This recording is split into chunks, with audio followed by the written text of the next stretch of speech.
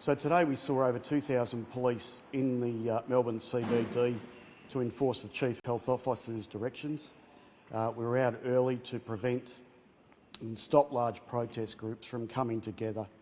And we did this in a number of weeks planning to, as I said, to stop the groups coming together, given the high risk that this group has, many of them being unvaccinated, and just for us to enforce the Chief Health Officer's directions. So, as I said, the police were out early this morning from about 6 a.m. through a number of vehicle checkpoints and roving patrols in and around the CBD. And the aim of today's operation was to keep people out of the city. And from a policing perspective, this was a success. Then at 12 p.m. we saw various groups gathering in and around the Richmond area, and we were able to mobilise all our police patrols and resources there to confront those groups and to arrest those that were breaching the Chief Health Officer's directions. So as a result of today's arrest, we've arrested at this stage 235 people. 193 of those are for breaching the Chief Health Officer directions, and the others for a range of offences including assault police, riotous behaviour, weapons and drug offences. Also, we also saw a number of police members injured today. 10 members have been injured to date, with 6 taken to hospital and 3 still in hospital with a range of injuries from torn muscles, broken elbow, broken nose, broken finger, and a range of bruises after they had bottles, stones and a range of other objects thrown at them from these protesters. So what we saw today was a group of protesters that came together not to protest freedoms, but simply to take on and have a fight with the police. That's what we saw, were angry, aggressive young males there to fight the police, not to protest about freedom. So, thank you, and I'll take any questions. Do you think that the numbers of protesters we saw out there today was quite fewer than what we had last couple of weeks in the protest? Do you think that was due to the setup that you had around the CBD to prevent people from coming? Yeah, certainly. So we estimated between 6,000 to 7,000 people were going to come in the CBD today. So our prevention piece, the strong vehicle checkpoints, kept people away, and that was the aim of the operation, as I said. So that was achieved.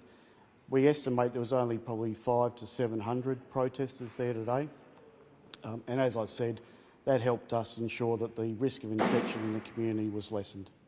We know that they've been described as the angry men between 25 to 40 years old, Shane Patton said before. Is that what you believe was there similar even today?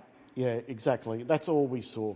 We saw angry young men that were there, just there intent on violence against police. And what we saw, especially at some incidences, was police getting trampled, forcing the lines, police men and women getting trampled, which they do not come to work for.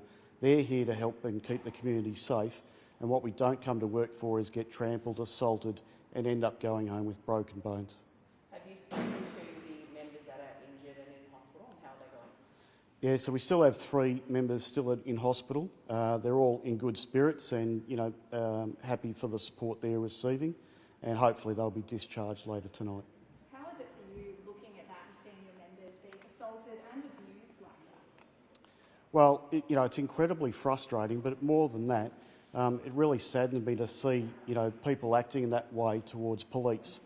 All we're doing is there to protect the community and to enforce the Chief Health Officer directions. All we want to do is end lockdowns, get out of the lockdowns that we've got at the moment and back to normality.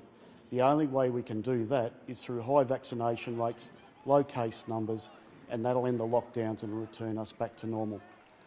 So you still stand by shutting down the city in the way that it was done? Oh, exactly. It was a great preventative measure.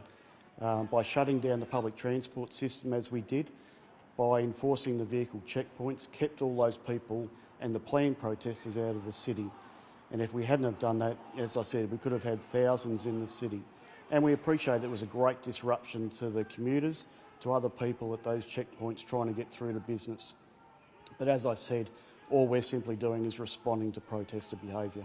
And so is that something you'll look to do again if another protest similar is called?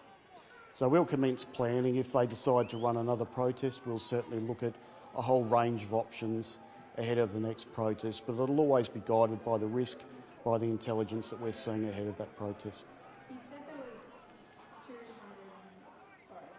235 people arrested.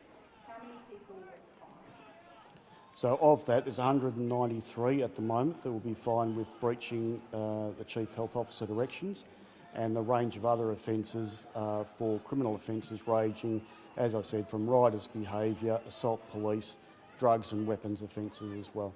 You're right in saying that the vast majority of that crowd was angry men. There still was a percentage of people that are the average mum and dad frustrated that their businesses are shut down. What's your message to them? Because it seems that they do think doing this is the answer when really it's not. No, and as I said, it's the complete opposite to freedom.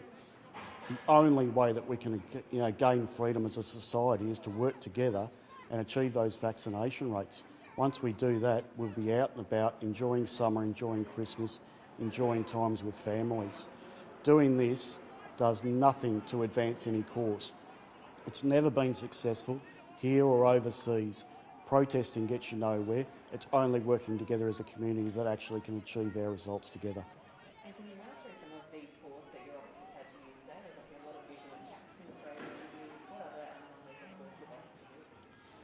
So there was a lot, as you said, there was a lot of capsicum spray foam used. In some cases, police members were forced to use their batons, but on this occasion there was no use of the other non-lethal weapons that we saw on the last occasion when protesters chose to walk up on police lines. It might seem like stating the obvious, but just how serious is it that these people are physically assaulting police, and I suppose what charges and how hard will the law come down on them? Yeah. So a number of those people have now been charged with riotous behaviour. So, that's one of the most serious charges as far as assault goes. It's assaults in large groups. There were significant assaults that occurred there. And as I said, frightening for police members, for the community, when you see large groups of people there assaulting police and others.